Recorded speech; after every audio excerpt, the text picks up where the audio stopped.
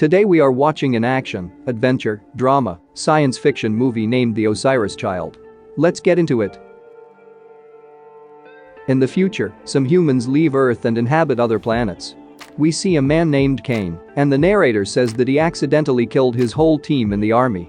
He is mad at himself, and he will never be the same. He is riding in an aircraft with his kid Indi. They are arguing, and the kid asks if he misses Earth, and Kane says that he likes it here. They are shooting with an explosive gun at a stop sign, and Kane says that it is time to go. Indi wants to do one more shot, and she finally hits it. On their way back, they see a prison, and the girl asks if the inmates get paid for their work. Kane says no and laughs. Then we see that the weather turns around, and the narrator says that the prison is breached by some strange creatures and will probably kill the human population. It was a dream, and Kane wakes up. He is in his home, an aircraft where all the high people of society live, named the Feudalon, and it is far above the casuals who live on the planet itself. An AI talks to him, and he has some messages. One of the messages is from Indi, who lives with a nanny. She talks about her mom's new boyfriend named Thod, and Kane seems unhappy. He asks the AI to find information about this Thod guy, but the AI says that all communications to Earth are temporarily disrupted. Then we see the general of the army. She has been assigned a secret project that has something to do with the prison. We learn that the dream was not only a dream, but also a vision. The second commander walks in and says that the creatures will kill every human on the planet. He also says that they created them, so they must take them out. The general then decides to blow up the whole planet. She calls the army men under which Kane and makes up a fake story that the prisoners have a lethal virus under their control, and if the government tries to do something, they will release it in the capital of the planet. After the meeting, we see the second commander talking to Kane, and because they are friends, the second commander says they are going to blow the planet up in 23 hours, and there is no virus.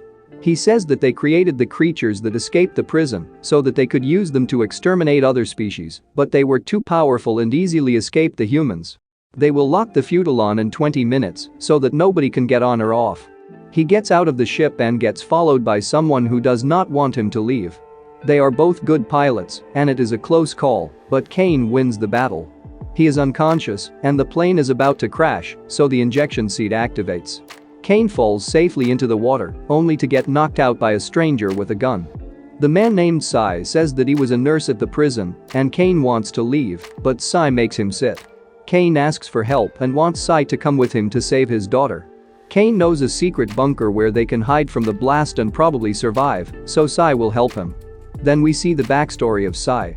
He is not a nurse but an inmate in the prison. They are making a plan to escape, but it is not as easy as they thought. The warden is talking with an inmate and is making sure he knows what kind of prison this is. He hits him and demands respect. Back in the eating area, Sai starts a fight, and the guards get in. They let them fight, and the other guy starts screaming like a beast and easily beats him up, but one of Sai's friends kills him from behind, saving Sai. They get sent to the basement of the prison, where there are moving cells, which is meant for torture. The warden gets there and takes some prisoners with him. Then we see Sai and Kane again. Sai says that they won't make it to the capital on foot in time, but Kane explains that they will go to a small village where they will ask for a car to drive them to the capital. Some of the army men are searching for Kane, and they get down. They get to the village and go to a bar. A couple named Bill and Jip are inhaling drugs and are throwing knives.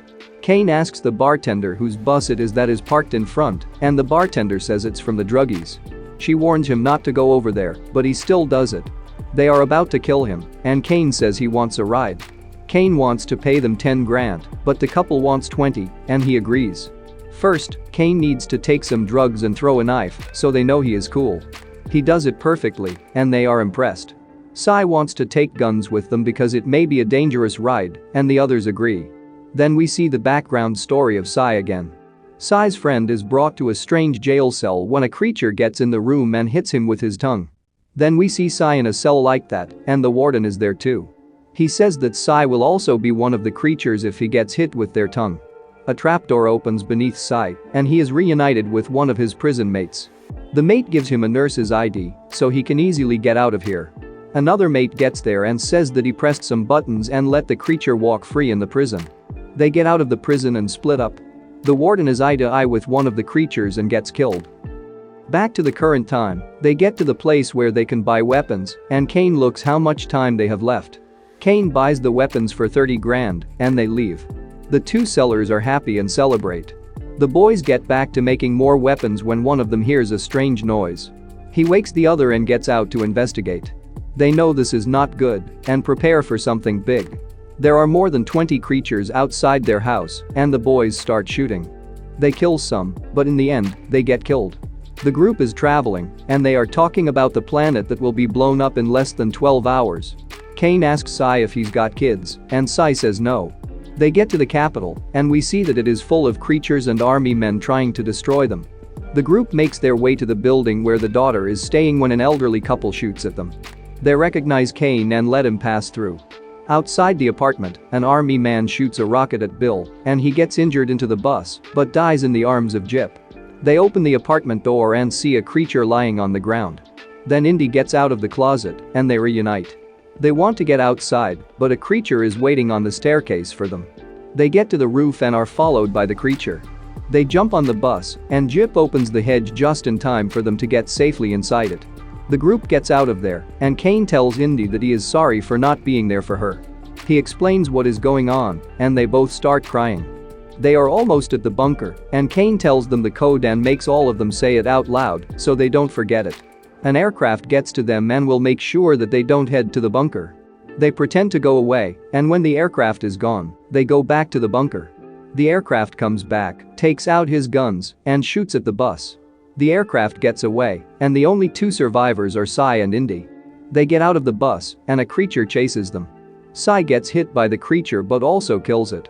They get into the bunker, and Sai will shortly transform into a creature himself. He wants Indi to bring him something sharp so he can kill himself, but she won't do it. Then we see more of Sai's backstory.